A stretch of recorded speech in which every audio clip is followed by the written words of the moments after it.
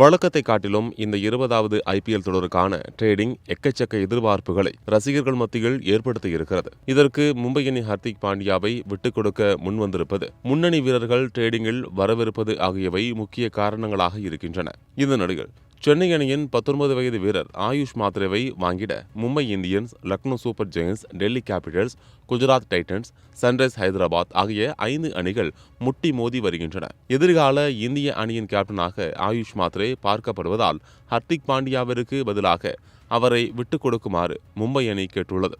இதேபோல குஜராத் டைட்டன்ஸ் அணியும் சாய் கிஷோர், வாஷிங்டன் சுந்தர் ஆகிய வீரர்களை விட்டுத் தருகிறோம், மாத்ரேவை விட்டுக் கொடுங்கள் என நெருக்கடி கொடுக்கிறதாம். ஃபுல் மூன் சேல் காலை 9 மணியிலிருந்து இரவு 12 மணி வரை ஜூலை 29 ஒரு நாள் மட்டும்.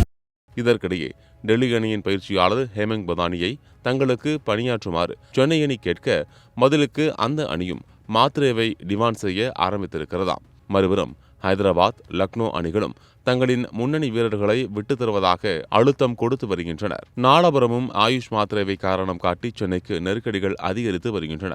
ஆனால் எந்த காரணத்திற்காகவும் மாத்ரேவை வெளியில் அனுப்ப அணி நிர்வாகம் மறுத்துவிட்டதாம். சிஎஸ்கேவின் அடுத்த கேப்டனாக பார்க்கப்படுவதால் ஹர்திக் பாண்டியாவிற்காக கூட இந்த டீலுக்கு சம்மதம் சொல்ல சென்னை மறுத்துவிட்டதாம். இதனால் ஏலத்தில் மட்டுமே வீரர்களை வாங்க முடியும் எனும் நிலைமைக்கு சென்னை தள்ளப்பட்டுள்ளது குறிப்பிடத்தக்கது.